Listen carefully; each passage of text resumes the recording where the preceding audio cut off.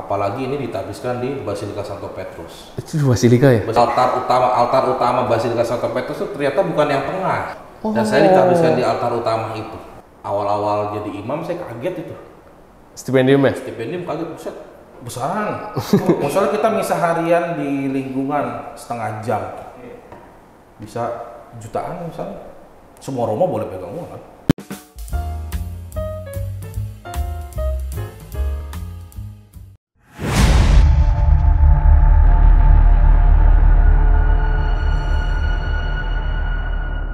Balik lagi di podcast Santa Helena.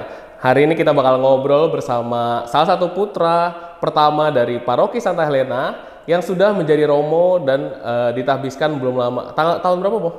Tahun 2023. Tahun 2023. Hari ini kita bakal banyak bincang-bincang bersama Romo Linus. Oke. Mantap. Oke. Ini apa sih istilahnya kalau misalnya di YouTube tuh? Ya pokoknya info yang harus gue kasih tahu adalah Romo Linus ini sebenarnya kakak kelas gue di seminari. Jadi kalau saya tidak sengaja memanggil namanya tanpa kata Romo, saya minta maaf dulu. Karena emang aslinya kakak kelas di seminari gitu. Nah Romo, nih hari ini kita bakal bincang-bincang nih soal paling pertanyaan basic dulu kali ya. Kenapa sih sebenarnya kenapa Romo mau masuk seminari? Pertama kalinya. Pas masih mudanya. Saya masuk seminari itu pertama karena pengen pakai jubah OSC. Langsung spesifik jubah OSC. Karena di Helena OSC. Apa bukan? Karena tahun 2008 saya masih ingat. Mungkin bulan April ya. April 2008 lalu lagi ada stand panggilan, lalu mungkin stand universitas atau ada stand panggilan, stand OSC, jubahnya digantung. Oh, expo panggilan. Jubahnya digantung, lalu ada tulisan tertarik menggunakan, bergabunglah dengan kami. Lalu saya tanya caranya gimana? Mereka bilang kamu masuk seminari menengah dulu karena masih SMP saat itu ya. Masuk seminari menengah, kebetulan sebelahnya seminari Wacana Bakti. Ya. Langsung saya ambil formulir, daftar, tes, ternyata diterima. Nah, jadi awal mulanya di situ.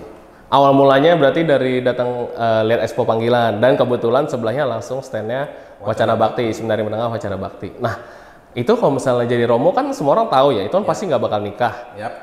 Itu emang orang tua langsung ngebolehin. Maksudnya kan orang tua kan rata-rata pasti pengen anaknya menikah, apalagi anak laki-laki. Nah itu gimana proses ada pertentangannya dulu kah sama keluarga atau langsung dibolehkan? Ya saya laki-laki satu-satunya, ya kami berempat, saya nomor 2 laki-laki satu-satunya. Tapi yang aneh tidak ada pertentangan sama sekali. Jadi emang jalurnya lancar banget. Mama saya yang mendorong justru yang ngejar-ngejar, jangan lupa diisi, jangan lupa dikumpulin. Lalu ketika tes juga diantar oleh papa mama. Bahkan ketika mengembalikan formulir itu kan harus datang langsung ke sana, diantar dua-duanya, boleh langsung melihat ya, diajak langsung melihat Wacana Bakti. Menarik, tempatnya homey ya saat itu, enak untuk ditinggali ya, semakin mantap saat itu. Tapi bayangannya belum pengen jadi Romonya, belum, masih pengen pakai jubah OSC. Oh pokoknya imajinasi tentang menjadi Romonya belum muncul saat itu. Tapi imajinasi untuk memakai jubah OSC-nya itu sudah ada di saat SMP itu. Ya, baru ketika masuk Wacana Bakti, pelan-pelan ternyata itu tempat pendidikan Romo ya. Diperkenalkan gaya hidup imam itu seperti apa, lalu pendidikannya bagaimana. Kok saya merasa bahagia? Jadi dasarnya itu adalah kenapa saya yakin ini pilihan hidup saya. Saya selalu bertanya, kamu bahagia nggak dengan jalan hidup ini? Kalau jawabannya selalu bahagia itu bukan berarti nggak ada susahnya ya, nggak ada nangis-nangis, tetap ada. Cuma ketika merefleksikan hal itu dan kemudian menemukan aku merasa bahagia, berarti ini jalanku. Begitupun ketika saya kemudian memutuskan untuk tidak jadi imam OSC tapi imam Projo Jakarta, pertanyaan saya pertama itu, aku bahagia di mana? Mana tempat yang membuat hatiku itu lebih bahagia? Karena saya juga bukan berarti masuk Wacana Bakti terus nggak melupakan OSC, enggak. Saya live in di OSC. Kelas 2 live in Projo Jakarta, beda waktu. Kedua-duanya sama-sama menyenangkan kok, tinggal di biara, tinggal di seminari sama-sama menyenangkan. Tapi ketika kelas 2 ada live in non ordo di seminari itu, jadi kita punya waktu khusus keluar dari seminari untuk tinggal di luar. Saya diminta tinggal di Cilincing. Oke, itu apa? Live in sosial. Panti asuhan atau? Enggak, live in bersama buruh kerang, buruh kupas kerang. Oh, buruh kerang. Oh iya, yang pinggir laut ya? Yang pinggir laut. Jadi tiap hari kerjaannya ngupas kerang hijau tuh. Itu pas frateran? Pas seminaris. Pas masih seminari menengah? Kelas 2. Oh iya. Kelas 2. Enggak ada waktu itu. Iya, gua nggak ngalamin. Jadi kelas 2 di Cilincing, ngupas kerang. Perjumpaan pertamanya adalah dengan keluarga yang sangat open. Yang ketika nyampe langsung dianggap ini anak saya, dikenalkan ke seluruh RT-nya ini anak saya, tolong dijaga, kita jaga bareng-bareng. Lalu ya kerja keras tuh tiap hari, kupas kerang, dan upahnya tahu? Nggak tahu berapa? 1 kilo kupasan itu tahun 2009 ya, 2010, 1 kilo kupasan 2.000 rupiah, 2.000 perak. 1 kilo? 1 kilo. Tahun lalu saya mengirim frater saya untuk live in di sana di tempat yang sama. Tahu sekarang berapa? 1 kilo 3.000. Berarti 14 tahun jaraknya naiknya cuma 1.000. Nah kita kan ketika di seminari ya selalu dikasih tahu ya, Romo itu hidupnya sederhana, melayani orang-orang kecil dan semacam itu ya. Dan orang-orang kecil yang saya jumpai untuk pertama kali dalam hidup saya, yang hidupnya benar-benar nelongso itu ya, benar-benar susah, kalau nggak kerja nggak makan, ya di Cilincing itu. Definisi dia mencari uang itu dimakan untuk hari itu, hari yang sama. Hari itu, boro-boro mereka mimpi jalan-jalan. Ada kalender merah aja mereka kesel. Karena apa? Nggak ada kerang, nggak ada yang bisa dikupas, nggak dapat duit. Oh, karena libur. Nah, lalu saya pikirnya begini, kalau seorang imam itu disuruh atau tujuannya adalah melayani yang kecil, di Jakarta ada orang kecil, ya udah saya melayani orang kecil yang ada di sekitar saya aja di Jakarta. Toh hati saya juga merasa bahagia di situ. Gitu, Udah pertimbangan perasaan bahagia, pengolahan dan juga kemantapan di Cilincing itu yang kemudian aku di Projo Jakarta. Tapi memang berarti menemukan untuk berpindah ke hatinya ke Projo Jakarta itu memang pas di kelas 2 itu. Kelas 2 itu udah menemukan gue fix di Jakarta. Projo Jakarta. Oke. Bukan berarti OSC jelek ya. Iya, ini kan cuma saya lebih di sana itu ya. Benar-benar. Toh kan adik kelas juga banyak yang ke OSC juga ya. Iya, benar. Oke. Nah, tapi gimana seorang, tadi gue mikirnya gini sih, ini agak mundur lagi ya. Ini kan kita memutuskan untuk hidup, tapi udah tahu untuk menjadi Romo itu tidak menikah, udah tahu dari awal kan? Udah tahu. Dari SMP itu sudah tahu kan? Dan gimana bisa kita masih umur semuda itu memutuskan untuk tidak menikah? Itu apalagi di era remaja yang masih era bandel-bandelnya yang nggak bisa dikontrol tuh, masih belum dewasa. Nah itu Romo sendiri pernah ngerasain kebandelan, maksudnya di SMP-nya ini bandel nggak sih, atau emang maksudnya emang jalurnya hidupnya lurus aja dan beriman dengan baik sebagai remaja gitu?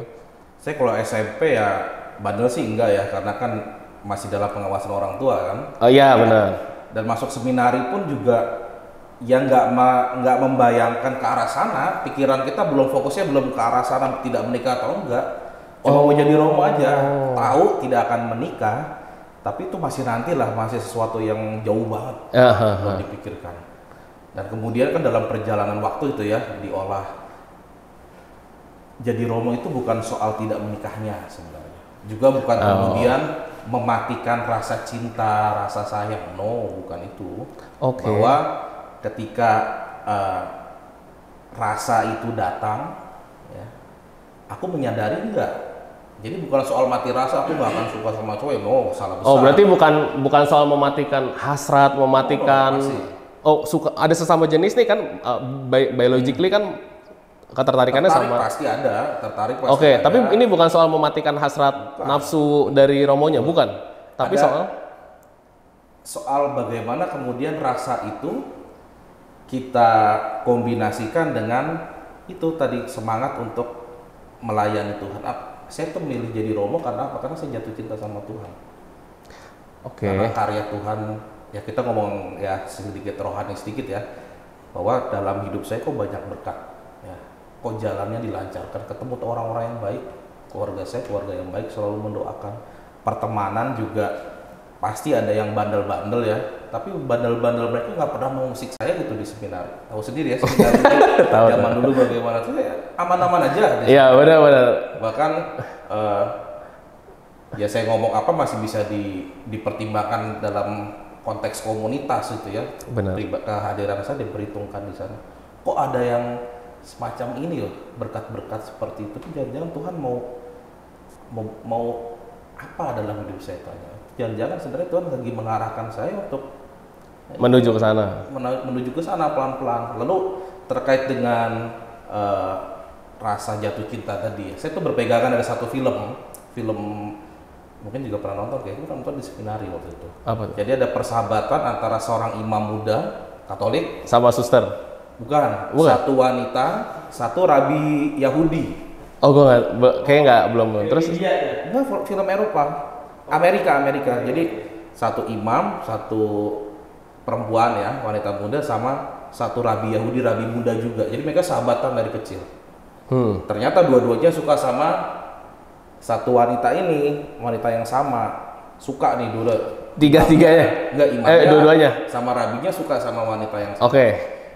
Lalu dia share lah, cerita ke Romo tuanya, Romo parokinya kan ada Romo yang lebih senior, kayak misalnya Romo Fredai cerita sama Romo Lukas atau Romo Balok gitu ya, soal jatuh cinta. Lalu Romonya yang tua itu bilang begini, saya ini udah belasan tahun jadi imam, misalnya waktu itu bilang saya sudah 10 tahun lebih ya jadi imam, dan 10 kali juga saya jatuh cinta.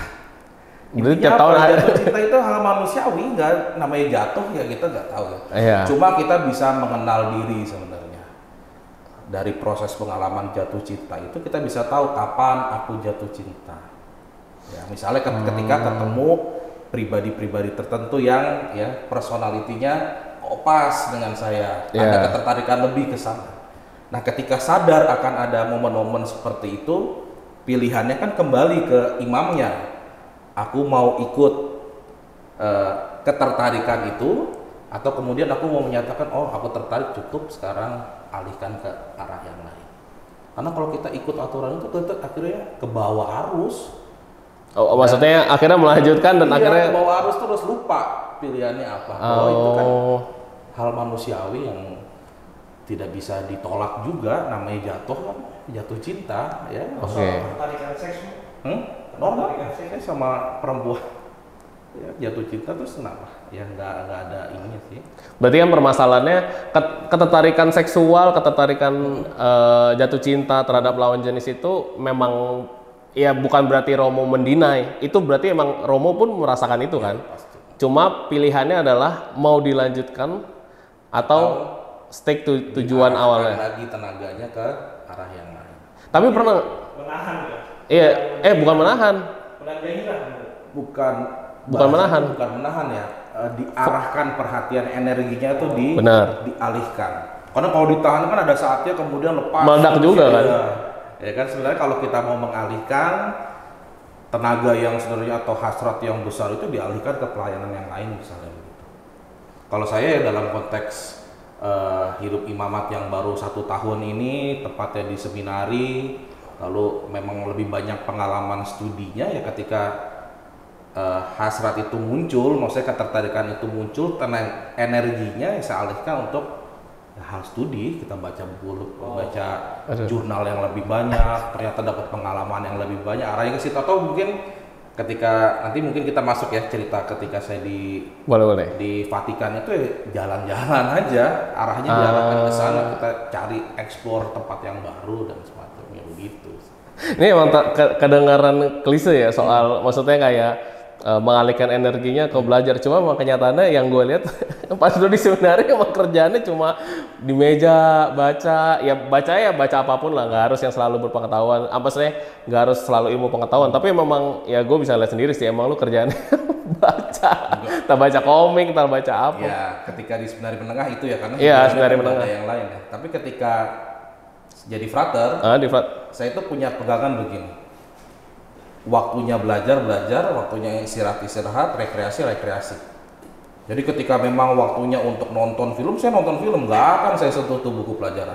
Waktunya istirahat, nggak akan saya sentuh tuh pelajaran. Tapi ketika waktunya belajar. Ketika kuliah, fokus kuliah, udah itu. Berarti masalah disiplin waktu aja. Kadang kan ini agak ngelebar dikit. Kadang kan permasalahan sekarang ini kan orang pada apa sih namanya menghabiskan banyak waktunya di doom scrolling. Orang menghabiskan di scrolling TikTok, menghabiskan di segala macam. Nah itu kan membuat orang kadang tuh susah banget fokus. Misalkan contoh, kalau misalnya kebetulan di seminari itu jadwal belajar atau jadwal makan kan dibikin jadwalnya tuh. Jadi emang dalam 1 jam itu atau 2 jam itu emang waktunya studi. Nah itu ini untuk kita yang bukan seminari itu gimana ngadepin ini konteksnya agak sedikit bukan keimanan, tapi gimana cara kita menjaga fokus itu. Karena gue tahu banget, gue ngeliat lu dari dulu memang udah gampang, maksudnya kalau udah into ke buku di jamnya memang lu bisa nggak ini. Sedangkan gue dulu pas di seminari masih muter-muter cari makanan apa segala macam kayak gitu. Itu lu gimana cara ngejaga? Karena gue tahu lu studinya kan lumayan panjang kan untuk menjadi romo. Betul. Itu gimana cara ngejaga fokusnya? Pertama, zaman kita pas di seminari menengah, godaannya itu nggak sebanyak sekarang. Oh, oke. Iya benar-benar. Bukan berarti teman-teman kita yang sekarang masih sekolah, yang berjuang, yang mahasiswa-mahasiswi yang berjuang untuk hal itu bukan berarti lebih lemah daripada kita. Justru godaan mereka lebih gede dan butuh namanya effort yang lebih gede. Itu yang pertama dipegang. Oke. Jadi bukan berarti kita kemudian lebih hebat dari anak sekarang. Beda. Karena kebetulan tantangannya tidak seburuk itu zaman itu ya. Coba zaman kita SMA di seminari udah ada boleh pegang HP, habis kita. Iya, benar. Sekarang seminari boleh pegang HP dalam waktu tertentu. Studi sudah pakai laptop misalnya, yang berarti akses internet sudah semakin terbuka. Maka tantangannya adalah bagaimana kemudian bisa ya sesuai dengan pertanyaan tadi bisa mengatasi diri, mengatakan diri cukup terhadap godaan-godaan semacam itu ya ketika studi segala macam. Cara yang paling sederhana adalah menggunakan tools-tools yang sudah disediakan ya misalnya. Ya kalau di handphone kan ada mode timer, timer segala macam. Atau kalau mungkin ya beli box yang cuma bisa dibuka, ada timernya itu kan cuma bisa dibuka ketika jam itu selesai. Atau kemudian yang minta orang lain mengingatkan. Pokoknya fungsinya yang dibutuhkan adalah reminding kalau ini sudah terlalu lama terdistraksinya. Kemudian adalah ya mengatakan aku bisa serius atau enggak ya, kembali lagi ke dalam diri ya. Iya. Kalau dirinya mau ya ditambah dengan tools yang ada, saya rasa sih bisa sih. Tapi pelan-pelan. Oke. Ini adalah godaannya makin gede sekarang, berat kasihan. Iya benar. Gue juga ngerasain itu. Lumayan apa sih namanya culture shock juga sih sama pola hidup yang sekarang kaitannya dengan elektronik ya. Nah, tapi balik lagi soal ke seminari. Tapi lu pernah pacaran nggak? Dari seminari menengah. Tapi ini gue cuma ngomonginnya dari era seminari menengah sampai ke jadi romonya ya. Pacaran belum enggak. Sayangnya nggak punya pengalaman itu. Sayangnya. Ya. Berarti sama di seminari emang nggak ada. Ya intinya nggak ada proses pacaran itu lah ya. Tapi rasa tertarik banyak. Oke. Tertarik, maksudnya suka dengan satu pribadi perempuan itu ya. Entah itu teman SMA atau kemudian yang dijumpai ketika pastoral, rasa ketertarikan itu. Oke. Ada dan ya nggak tahu kenapa ya saya tuh bisa mengenali diri saya sendiri. Saya mau sakit aja saya tahu kok. Misalnya badannya sehat itu ya, seger, tapi matanya berair udah mau flu pasti. Jatuh cinta pun begitu. Oke. Tertarik nih ke misalnya perempuan-perempuan yang lebih bawel gitu ya. Saya kan ngomong nggak terlalu banyak, tapi kalau sama perempuan yang lebih bawel tuh saya merasa nyaman. Nah itu kan tanda-tanda diri ya. Iya. Oh nih ada rasa nyaman dengan pribadi tertentu. Nah kemudian kan saya tanya nih, mau saya ikutin rasa nyamannya atau enggak kan? Nah benar. Untuk syukur pada Allah selama proses formasi itu saya bisa menyadari di awal. Ya, di awal kemudian bisa dialihkan ke tempat lain. Bukan berarti kemudian saya menjauh ya. Enggak, tapi ketika berjumpa dengan orang itu lagi, ya disadari aku punya kenyamanan dengan dia, harus hati-hati. Diri kita sendiri, bukan orang lain kemudian lu jangan kita sendiri yang mengatakan ya harus hati-hati. Berarti kan jawabannya kurang lebih ya, hubungan kita ke personal diri kita juga harus sadar, maksudnya ini ada perasaan yang muncul atau tidak. Habis itu baru gimana kita proses ya lebih kenal sama diri kita dan mulai mengontrol diri juga kan. Karena kalau bisa kita ngikutin, kita bukan binatang juga kan. Kita bisa sebenarnya kita punya kontrol sama diri sendiri. Benar-benar. Makanya kan saya bilang sayangnya saya nggak punya pengalaman itu. Mungkin kalau punya pengalaman lebih memperkaya hidup. Lebih memperkaya materi. Benar. Oke. Tapi masuk seminari itu sebenarnya susah nggak sih? Maksudnya, apakah orang yang masuk seminari untuk seminari menengah dulu ya? Apakah orang itu harus yang lurus hidupnya kurang lebih seperti Romo, atau orang yang SMP udah bandel, mungkin udah melakukan apapun lah ya, kebandelan di masa umur segitu ya, entah apapun lah, ngerokok atau minum-minuman keras atau apapun lah, bandel, nilainya jelek. Apakah ada seleksi soal hal seperti itu, kebandelan dan segala macam, atau sebenarnya semua pria yang di umurnya masuk ke kategori itu boleh masuk ke seminari menengah? Untuk mendaftar sebagai calon ya tentu tidak ada batasannya kecuali umur. Oke. Misalnya seminari menengah itu yang saya tahu di Wacana Bakti ya, karena konteksnya Jakarta, untuk program KPP ya seumuran anak SMP kelas 9. Lulusan SMP. Kalau untuk KPA, kelas persiapan atas yang SMA-nya di luar, maksimal umur 21 tahun. Itu batasannya. Jadi antara range itu masih bisa mendaftar. Oke. Ya, itu yang pertama. Lalu yang kedua, lalu seleksinya gimana? Benar, seleksinya gimana? Setiap seminari menengah kan pasti ada sekolah umumnya atau sekolah yang diakui negaranya. Di level SMA. Dan pasti punya standar-standar tertentu. Maka standar minimumnya adalah standar intelektual. Mereka pasti akan daftar masuk tes sekolah, ya kan? Tes masuk sekolah tersebut. Nah, itu standar minimal. Kenapa? Karena kan hidup manusia nggak cuma soal kepintaran ya, pasti kan ada cara-cara. Benar. Minimalnya adalah lolos dari tes masuk sekolah tertentu itu. Ya kalau Wacana Bakti dengan Gonzaganya, Mertoyudan dengan sekolah Mertoyudannya, atau Stella Maris dengan apa ya sekarang yang Stella Maris ya, Marsudiri ini apa Vite ya, di antara situ dan semacamnya. Jadi itu minimal. Oke. Lalu yang kedua pasti ada wawancara personal ya, wawancara dengan staf seminari. Benar. Nah itu yang digali itu biasanya bagaimana kamu hidup dalam keluarga, gaya kebiasaan sehari-harinya gimana. Karena dari situ kita bisa melihat biasanya stafnya apakah anak ini bisa hidup di seminari atau enggak. Karena kasihan kalau enggak ntar 4 tahun, 3 tahun atau bahkan setahun pertama lah, ternyata dia nggak cocok hidup bersama ya susah. Hidup berkomunitasnya juga ya? Dilihat dari situ. Nah soal untuk hidup rohani dan hidup kesehatan pasti dari cek kesehatan. Oke. Ya kalau untuk hidup rohani bisa dibangun pelan-pelan masuk seminari. Ya tapi standar utamanya, standar paling sederhana adalah apakah pribadi tertentu bisa masuk sekolah itu atau enggak. Itu kan paling sederhana dan paling realistis dan konkret, bisa dilihat kan hasilnya. Iya. Itu kalau seminari menengah. Oke. Kalau seminari tinggi beda lagi. Itu beda-beda ya? Beda lagi. Seminari tinggi kalau yang di Jakarta, pertama pribadi itu harus menyadari dengan sungguh-sungguh dia mau jadi imam Keuskupan Agung Jakarta. Syarat itu. Lalu yang kedua ya tes masuk, lagi-lagi sekolahnya di mana. Kalau Jakarta kan kuliahnya di STF di Dirgantara. Pasti mereka akan tes STF di Dirgantara dan itu akan menjadi salah satu checklist juga.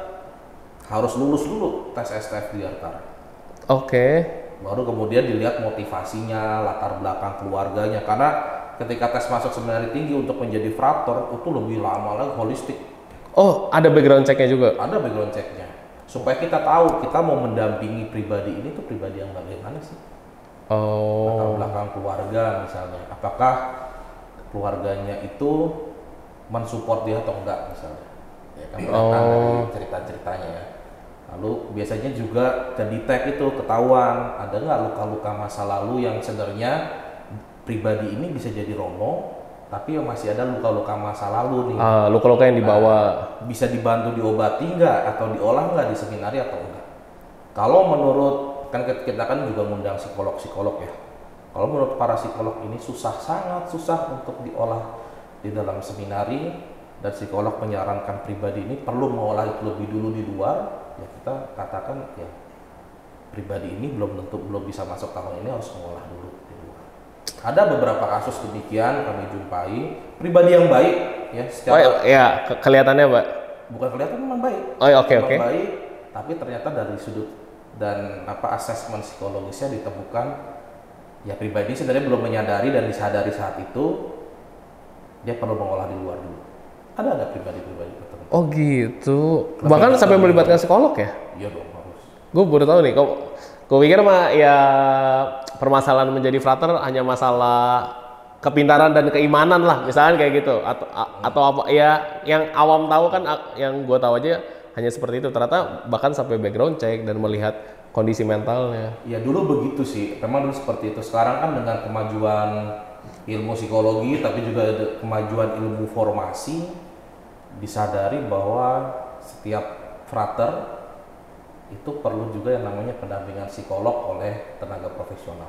Oh. Sekarang di seminari tinggi KAJ ya frater-frater tuh punya psikolog pendamping. Oh iya? Punya. Ini berarti kebijakan baru? Udah 6 tahunan, 6-7 tahun. Oh, oke. Dan psikolog ini adalah umat. Jadi umat tahu mereka diminta ya berbagi ilmunya, kesediaan waktunya untuk mendampingi para frater.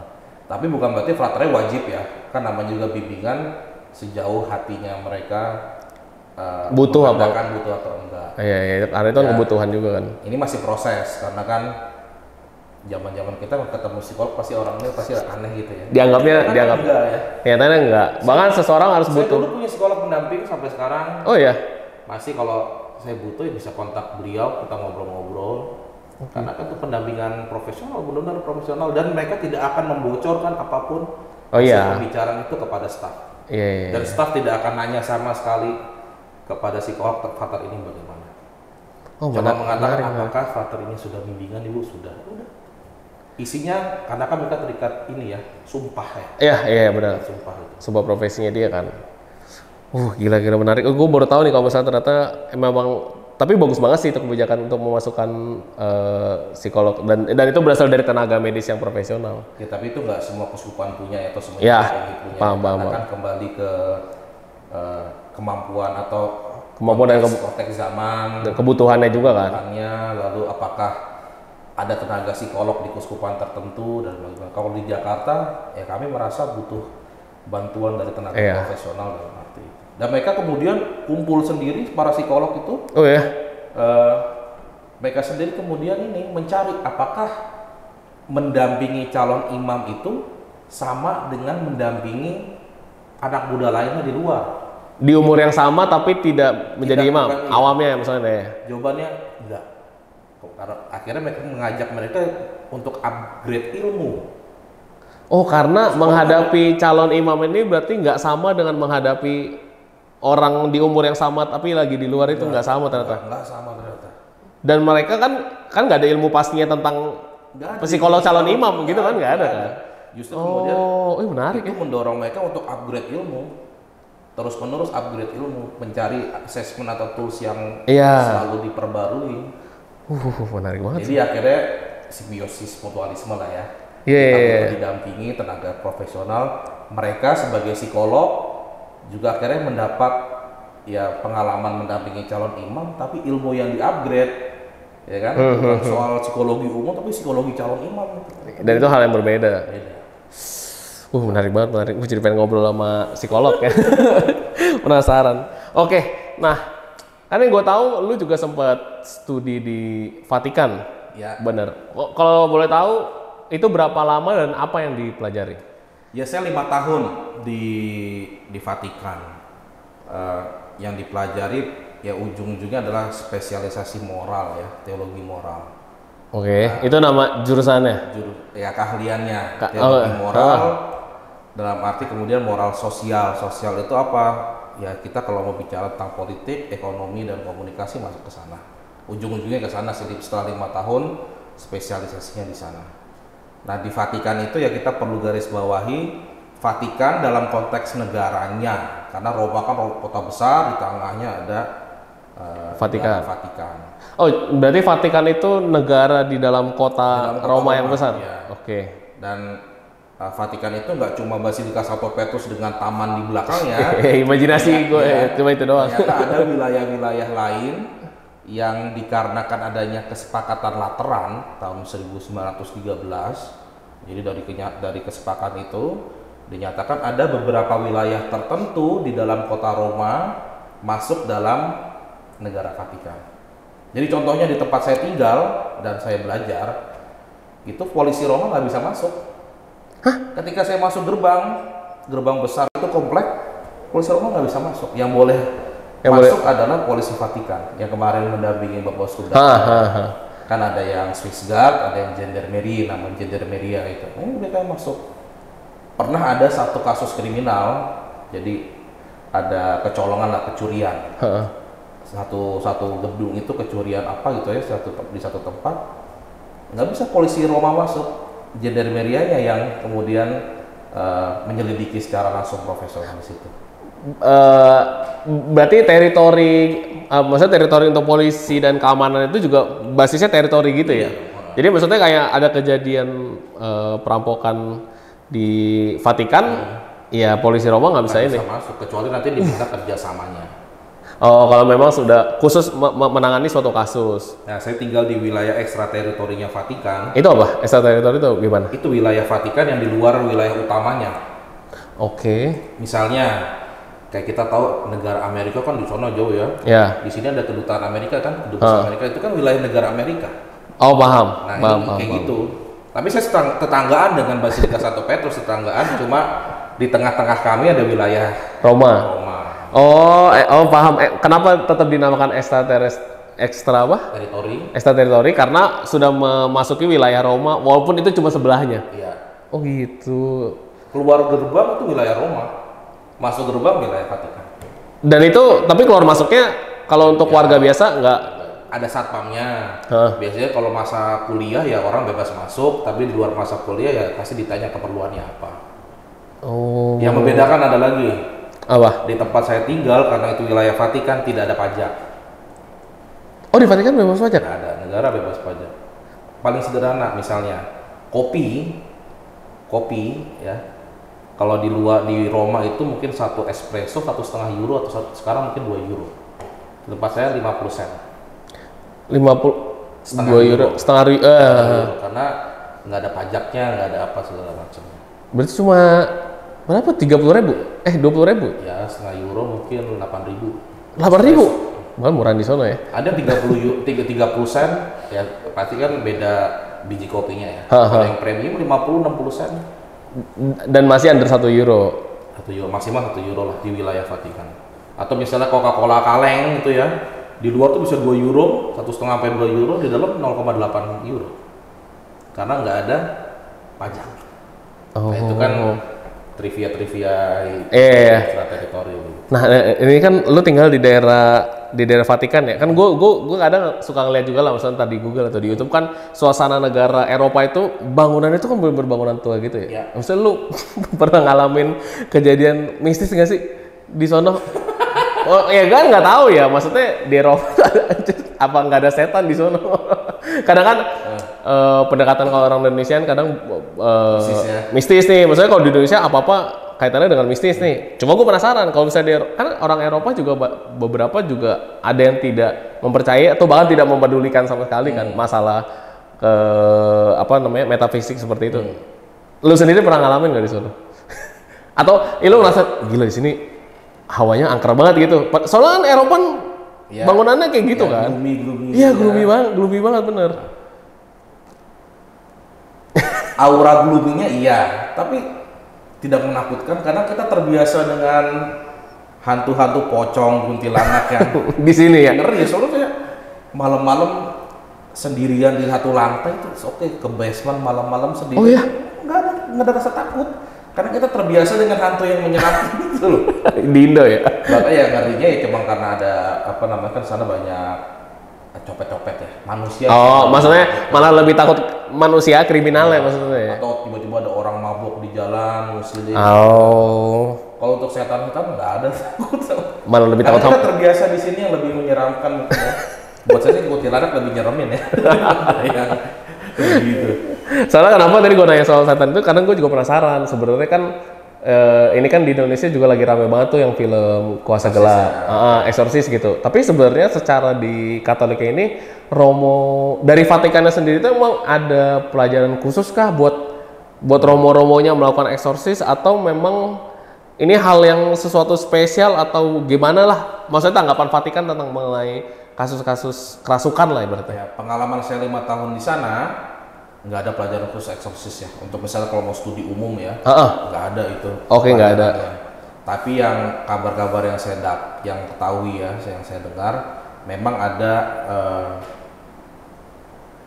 bukan sekolahnya ya, mungkin kursusnya kali ya, semacam kursusnya yang ditujukan untuk pribadi-pribadi atau romo-romo tertentu yang ditunjuk entah oleh Vatikan atau oleh keuskupan setempat untuk menjadi eksorsis lokal. Tapi di Indonesia yang saya tahu nggak ada.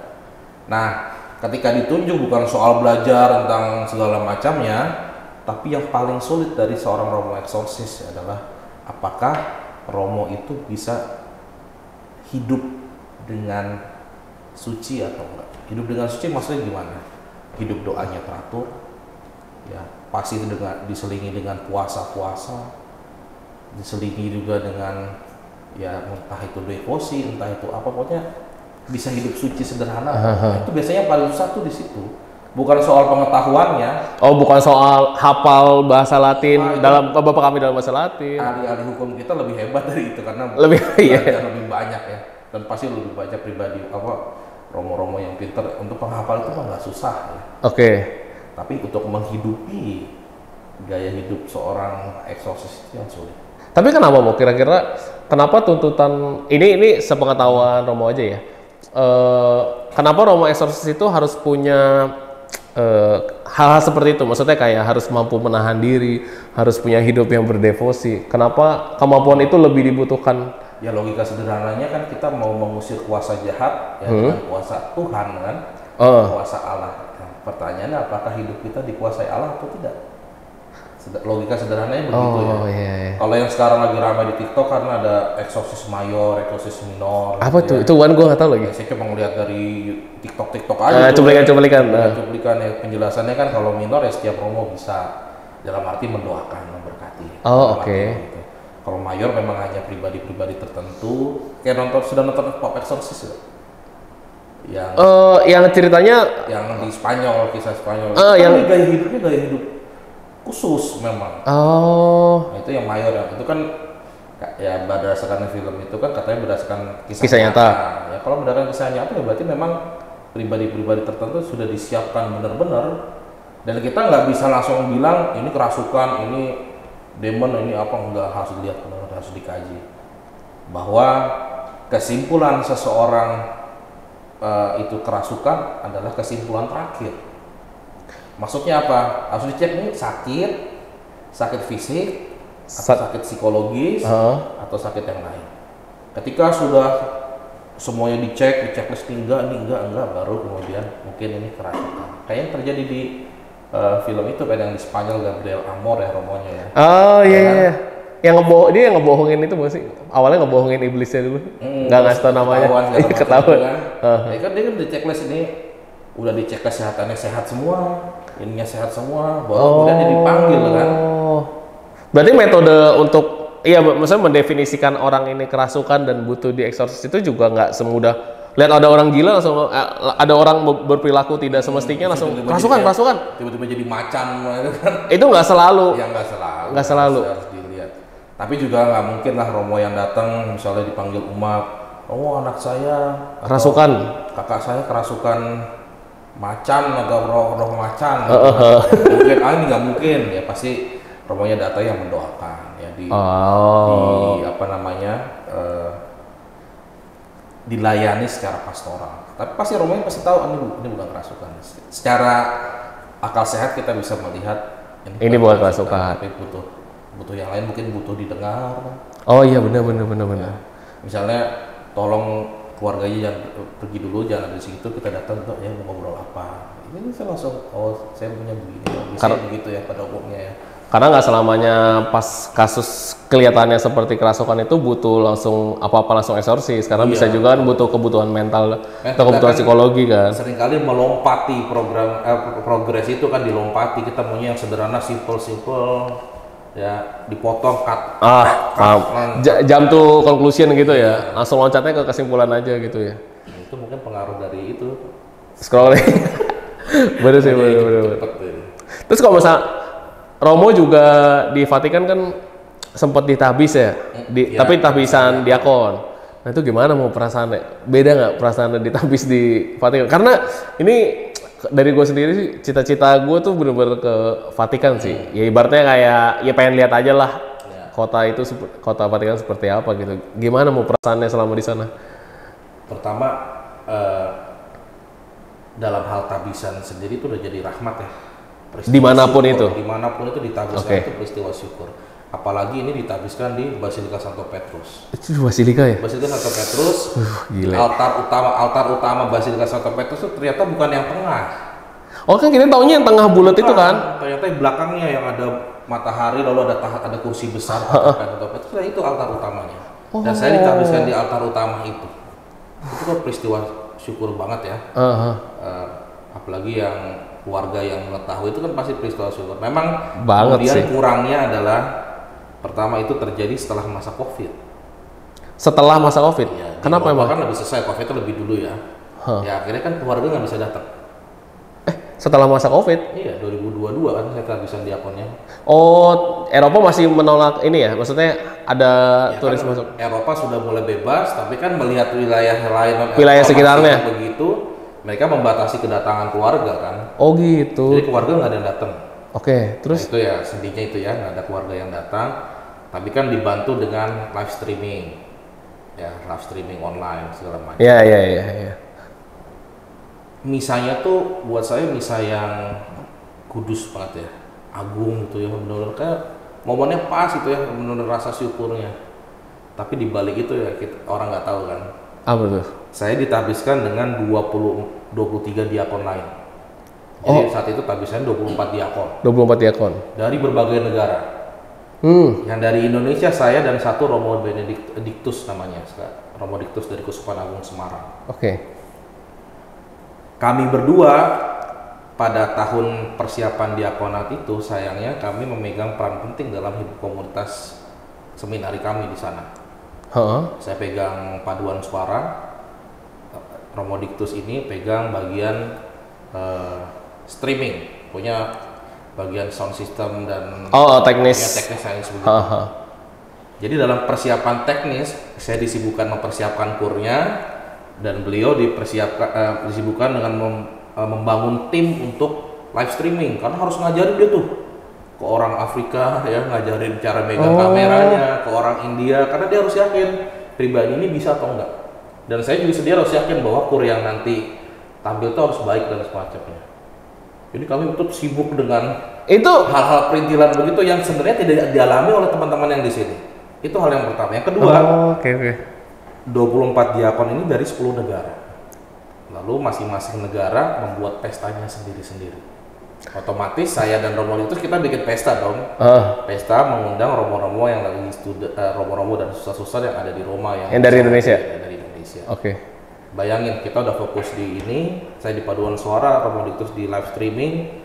Kami masih harus nyusun lagi menyiapkan pesta itu. Orang Indonesia pada saat itu hanya 5. 2 diakon, sisanya 3. Ya kan, 2 yang akan ditahbiskan, sisanya 3. 2 dari orang Indonesia itu diminta Romo Dictus untuk memimpin tim live streaming. Oke. Karena dia menjelaskan dengan sangat gampang dalam bahasa Indonesia kan. 1 dia masuk kur.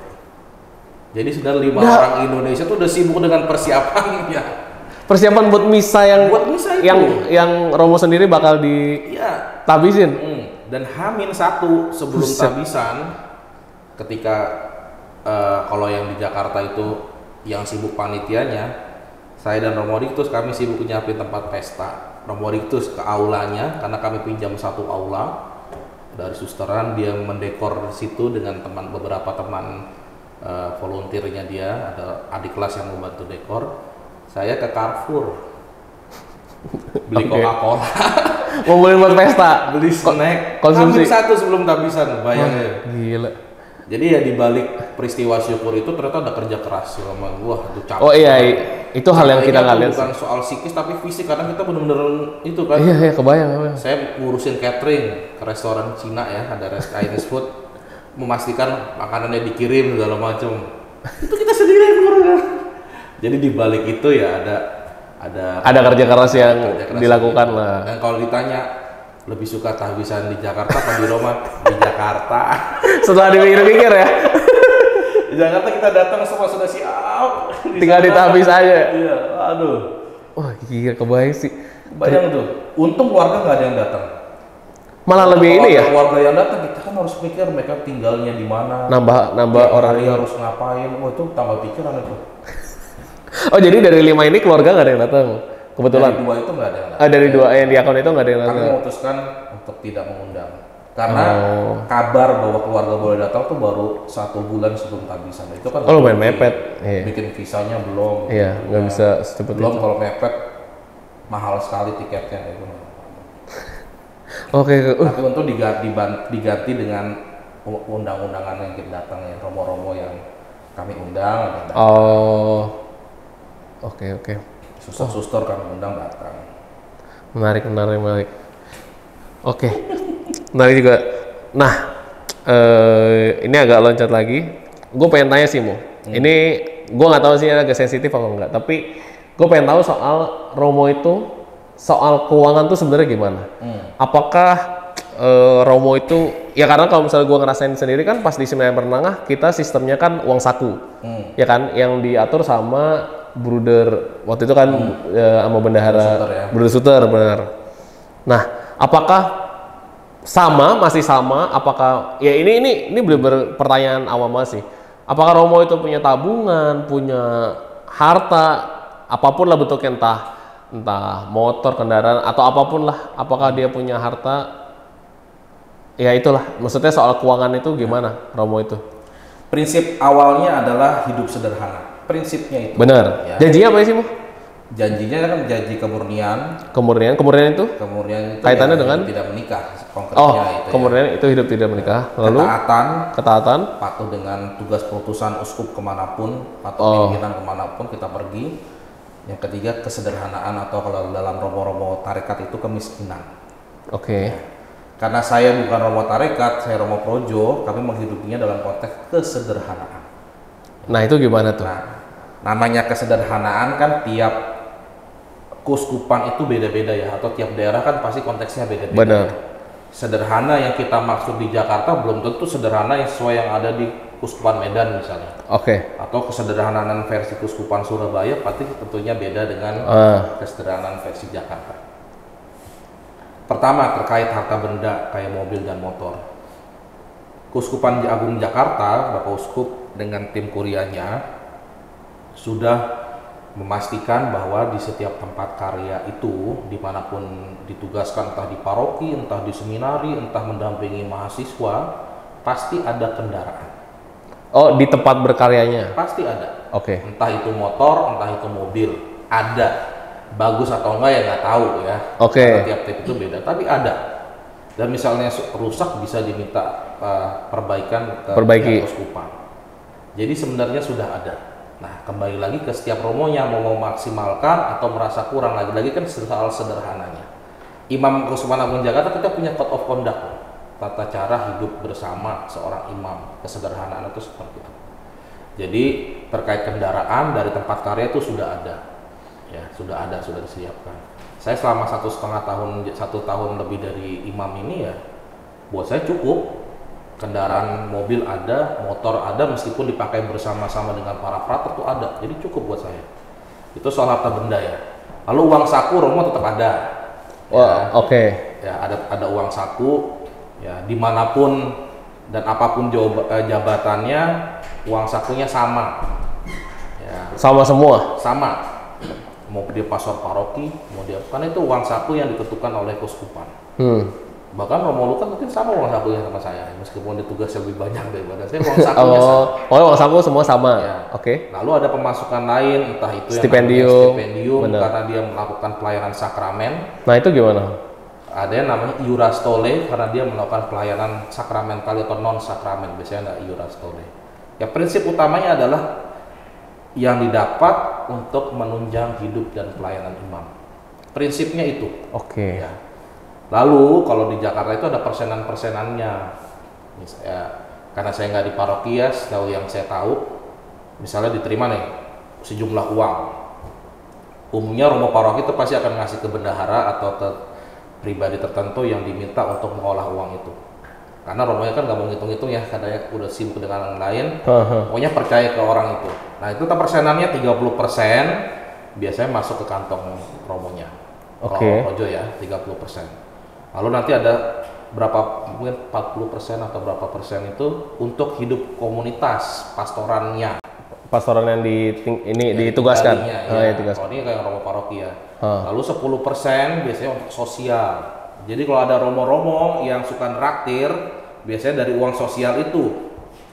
Ya, saya kalau nraktir frater-frater ya dari uang sosial itu. Oke. Jumlah besar kecilnya tergantung seberapa besar kita dapat bulan itu kan.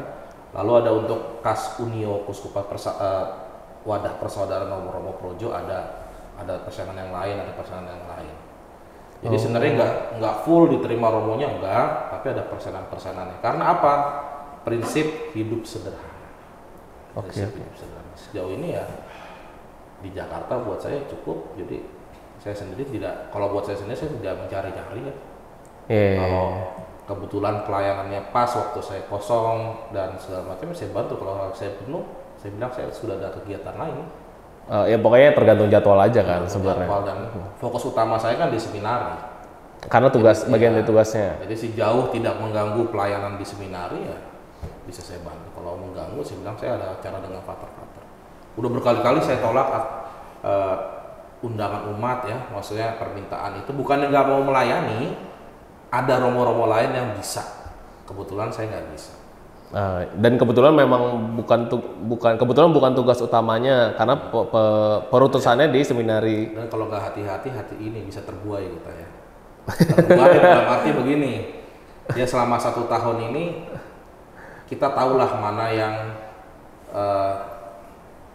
lebih besar, mana yang enggak. Gitu. Iya. Awal-awal jadi imam saya kaget itu. Stipendium kaget, buset. Segini? Gede juga, udah macam kan. Tapi kemudian saya menyadari nggak sehat nih.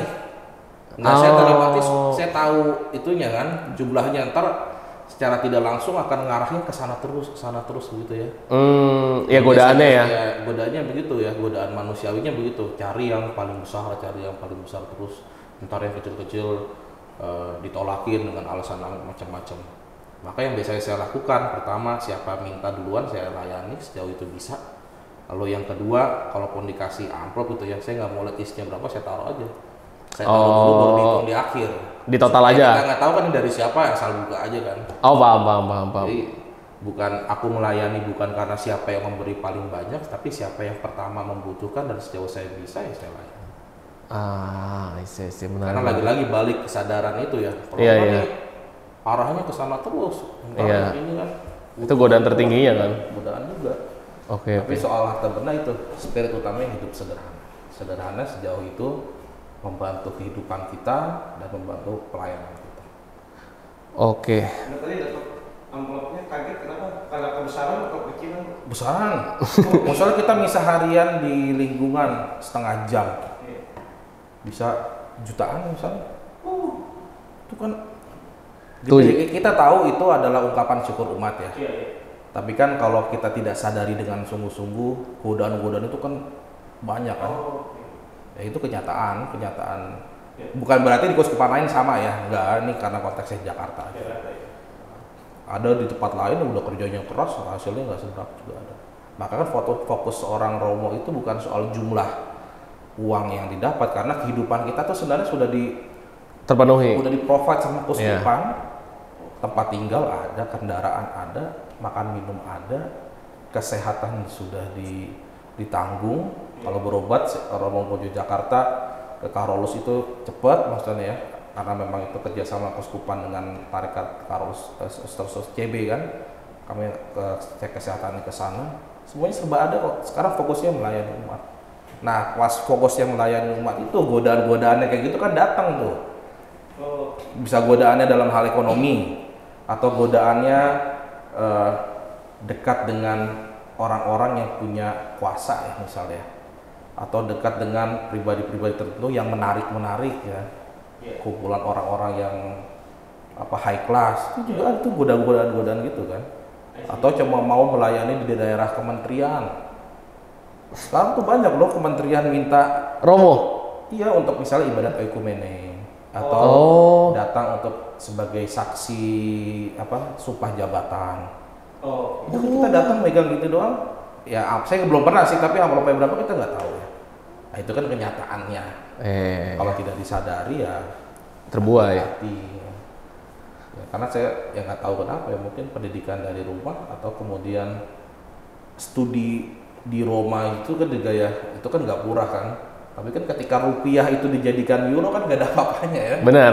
Jadi untuk jumlah-jumlah tertentu ya kita tahu dirupiahkan mahal, tapi bisa digunakan sesuai dengan porsinya. Misal ketika saya studi di Roma itu, saya punya buku tebel ensiklopedi teologi moral, mahal banget itu. Saya pikir 6 bulan mau beli, duitnya ada tapi kayaknya nggak rela untuk beli satu buku.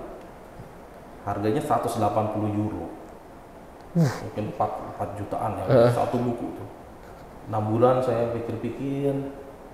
Tapi kemudian karena melihat kayaknya saya akan seumur hidup fokusnya ke sini nih, ya udah sekalian investasi, karena bukunya memang buku-buku bagus. Udah terpaksa ya, dalam tanda kutip terpaksa dibeli ya, dari uang saku itu disisihkan benar-benar lalu dipergunakan sesuai dengan apa yang menurut saya kedepannya akan membantu, ya kepake kira-kira di situ.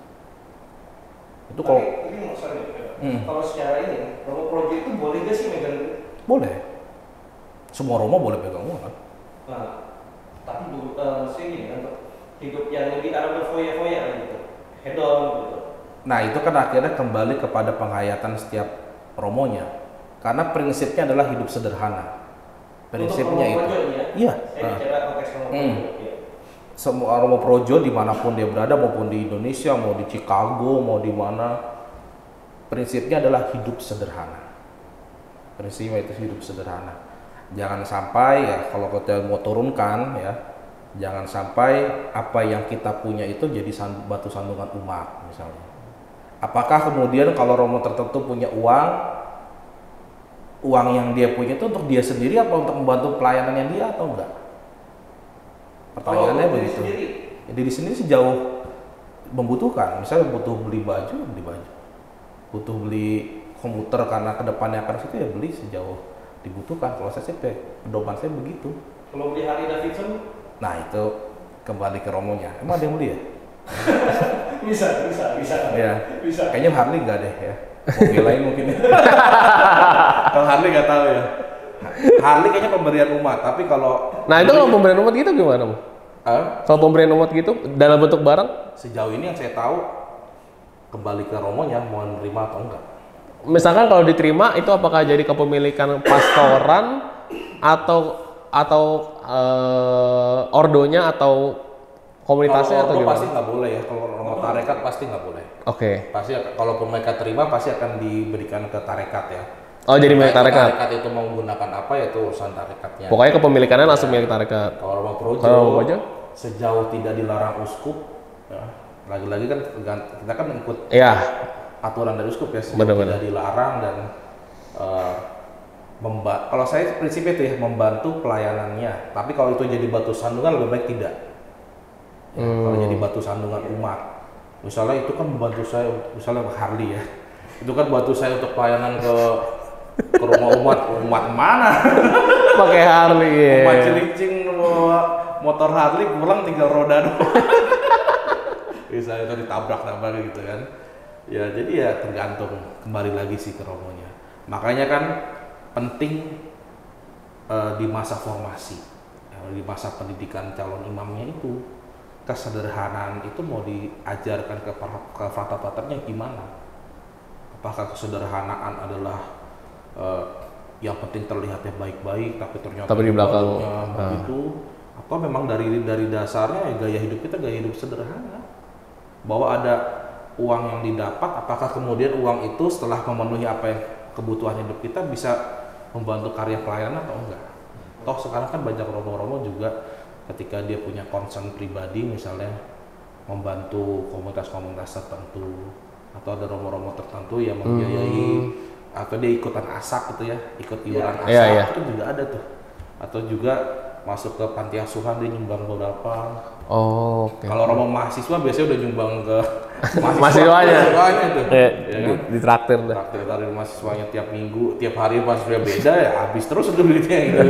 Nanti secara progresnya boleh dan tidak boleh, boleh aja ya. Boleh tapi kembali gitu. Memang kelihatannya terlalu fleksibel ya. Nah, fleksibilitasnya itu coba kita kontrol lewat formasi para calon imamnya. Kalau sampai lewat batas gitu, uskup berhak menegur. Berhak menegur, sangat berhak. Itu kan anaknya dia harus berhak menegur. Dan mobil keuskupan kan sekarang kan standar ya, antara Avanza atau sekarang Expander kali ya. Mobil-mobil keuskupan, ya kan Avanza. Dulu kan Avanza, Xenia, Innova, mobil-mobil city car itu kan. Sekarang kan kalau yang mobil Avanza itu udah 10 tahun, belasan tahun, biasanya pergantiannya antara Expander atau sekarang yang paling baru tuh BRV ya, mobil-mobil BRV gitu ya. Itu pun juga diusahakan atau benar-benar dipertimbangkan lewat dengan paroki kan butuh atau enggak. Enggak Karimun aja kok. Hah? Karimun kotak. Ini menarik juga sih ya. Tapi biasanya kan kayak gitu kan untuk membawa yang lain-lain ya. Tapi menarik juga. Dulu ada tuh romo siapa ya yang di Bojong, romo CCM Bojong, saya lupa namanya. Mobilnya Karimun. Mobil gede, mobil Karimun. Karimun kecil gitu. Karimun Estilo kan sekarang ya. Enggak, Karimun. Ada lagi. Masih dijual ya? Karimun Estilo yang selanjutnya. Tapi sekarang udah nggak jual kan Karimun. Yang baru kan udah selesai kan ya. Nggak tahu, gue ngikutin mobil. Sebenarnya Alia atau Sigra juga nggak apa-apa ya. Iya benar-benar. Itu kan kembali pertimbangan DPH-nya ya, kita kan nggak tahu kan DPH-nya bagaimana. Iya. Udah, ada yang mau ditanya lagi? Nah ini masuk segmen terakhir ya, singkat saja. Nih jadi kemarin di IG Paroki memampangkan foto Romo, lalu kita meminta kira-kira apa yang mau ditanya dari umat Santa Helena yang melalui Instagram itu. Mungkin ada beberapa pertanyaan yang tadi sudah ditanyakan, nggak bakal ditanyakan lagi. Ini coba gue tanya ya. Kalau bisa saya jawab ya. Ya, kalau bisa saya jawab. Kapan idealnya baptis bayi dilakukan? Baptis bayi? Ya. Ada nggak waktu ideal tertentunya? Atau sebenarnya nggak ada waktu idealnya gitu, kapan aja bisa? Hah? Idealnya hari Minggu. Ya pasti enggak. Yang pasti bukan ketika setelah lahir ya. Maksudnya nggak langsung. Setelah lahir enggak. Karena kan bapak ibu dan walinya itu kan harus dipersiapkan. Oke. Ya, dan persiapan itu kan nggak mungkin 1 kali 2 pertemuan kan, pasti 3-4 kali pertemuan sesuai dengan kepentingan kebijakan paroki ya. Kan ideal 2-3 bulan setelah tabisan lagi setelah kelahiran mungkin bisa, atau 6 bulan rata-rata yang 8 bulan. Tapi intinya nggak ada batas pastinya. Cuma yang penting wali katekese persiapan. Ya melalui proses itu semua ya. Wali baptis. Oke. Untuk Next. bayi ya, untuk bayi ya. Iya untuk bayi. Ada yang nanya, apa suka duka hidup di selama studi di Vatikan? Sukanya dulu deh. Sukanya bisa jalan-jalan. Di Eropa lagi ya, aduh gile. Saya akhirnya bisa menginjakan kaki di rumput San Siro. di stadionnya Allianz Bayern Munchen, stadionnya Dortmund yang kita lihat begitu kurva ya apa namanya tifosi besarnya itu berada, saya bisa hadir di situ. Jadi jalan-jalannya ya pasti ketemu Paus, foto bareng Paus. Tiap hari ketemu Bos?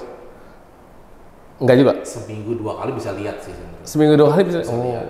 Oke. Ya, ketika Paus Angelus atau beri audiensi umum dari tempat saya tuh bisa lihat. Jadi nggak usah desek-desekan bau, dari jendela kamar bisa lihat. Paus ngomong gitu ya. Jadi ketika 1 tahun 6 bulan pertama ketika lewat Basilika Santa Petrus pasti nengok saya. Wah bagus. Setelah itu kalau butuh tinggal lewat aja. Coba doang lewat aja. Yang penting cepat gitu kan. Jadi ya pasti berjumpa dengan pribadi-pribadi begitu, hidup di pusat gereja, berjumpa dengan teman-teman dari berbagai negara. Itu menarik tuh kalau mau diulik ya relasi kekatolikan misalnya di Nigeria. Kayak gimana itu beda, pasti beda banget ya cara bagaimana. Di Sri Lanka atau di Pakistan itu menarik banget itu. Di Cina, teman saya ada teman dari Cina. Yang kita tahu ada gereja atas, gereja bawah. Oh itu menarik banget itu. Cerita dari mereka langsung karena mereka kan hidup langsung kan. Dukanya? Dukanya ya selain yang tadi. Kalau saya sih makanan ya. Kenapa? Makanan. Nggak ada rendang. Saya baru tahu ada rendang apa namanya yang domba. Bukan loh yang kering. Yang bisa ya bukan kering ya. Dendeng, tinggal dipanasin di situ yang jadi ya. Yang udah plastikan gitu ya? Jadi itu. Yang vakum ya? Ya baru setahun terakhir. Yang dari merek sederhana atau apa itu kan ada itu kan. Tau gitu saya pesan dari awal. Boleh dukanya soal makanan ya? Makanan sih kalau untuk kultur nggak terlalu berat. Oh kultur cara hidupnya sama bahasa 1 tahun pertama sisanya nggak terlalu sih. Ya. Kalau soal studi ya namanya belajar di mana-mana susah ya. Emang paling susah tuh soal studi bahasa misalnya kami itu wajib belajar bahasa Latin, bahasa Yunani, dan bahasa Ibrani. Wajib tuh belajar. Wajib bisa. Problemnya kita belajar 3 bahasa kuno itu dalam bahasa Italia. Hah? Oh translate ke Itali. Iya. Rasain sendiri. Nah itu ya susahnya. Tapi ya namanya student di mana-mana pasti susah ya. Iya. Kalau beda negara ya. Cuaca sih yang paling susah. Saya itu selalu sakit bulan Oktober November. Winter atau apa? Dari musim panas ke musim gugur. Ya September Oktober tuh sakit saya. Kenapa? Karena kan musim panas sana kan 35, 36, 38. Tiba-tiba musim gugur jadi 15. Musim gugur tuh udah segitu. Buset. Tapi dari musim gugur ke musim dingin kita nggak sakit karena badan terbiasa 15. Udah turunnya pelan-pelan ya. Terus ke 6, 5 itu. Roma kan biasanya 5, 6, kadang 0, kadang -2 gitu. Oke. Cuaca sih, cuaca ya, cuaca. Pollen ya. Serbuk bunga itu ternyata kenapa? Ya itu akhirnya kan bikin pernapasan kan serbuk bunga. Itu kan serbuk bunga biasanya dari musim dingin ke musim semi. Malah pas mau bertumbuh lagi ya? Tapi biasanya itu masa-masa indah tuh tanaman tuh bagus-bagus. Ya, lihat dari biasanya rontok tiba-tiba muncul bunga.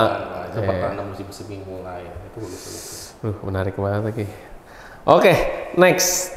Ada pertanyaan nih, apakah bisa kelas sakramen pernikahan dan sakramen krisma diambil secara bersamaan? Kelasnya? Iya, apakah bisa kelas sakramen pernikahan dan sakramen krisma? Kayak berarti dia ngambil krisma dan ngambil kelas sakramen pernikahan bareng. Karena sakramen krisma itu kan hanya bisa diberikan oleh ordinaris wilayah. Ordinaris wilayah itu adalah yang punya kebijakan atau pemimpin pemerintahan di suatu uskupan. Ordinaris wilayah kita adalah uskup. Oke. Ya secara praktis nggak mungkin kan? Oh, lebih ke nggak mungkin ya? Iya. Juga nggak bijak. Perkawinan itu kan harus disiapkan sungguh-sungguh, nggak bisa disambi dengan yang lain-lainnya. Berarti baiknya krisma dulu ya? Udah pusing kan, apalagi iya sih benar. Berarti baiknya krisma dulu baru ke sakramen pernikahan. Misalnya menikah secara beda agama, kemudian baptis dan krisma dewasa itu di pasal itu juga lebih dimungkinkan tuh baptis dan krisma. Tapi kalau perkawinan dan krisma kayaknya secara sulit dilakukan lah. Pastoral susah ya. Oke. Ada pertanyaan nih. Kenapa terpanggil menjadi Romo? Tadi kan kebetulan udah dibahas juga ya. Romo, apa perasaan Romo saat pergi ke Romo? Kok tulisannya gitu?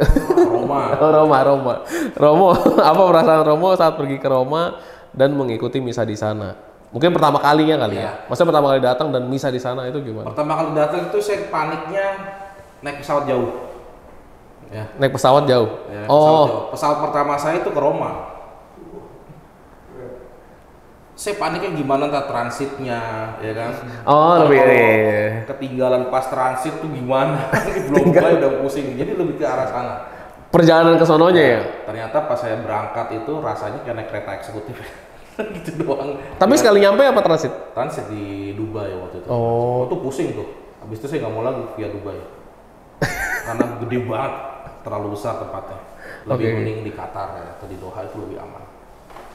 Pertama dan terakhir saya ke Dubai itu udah cukup lain dan di Doha aja. Lebih aman.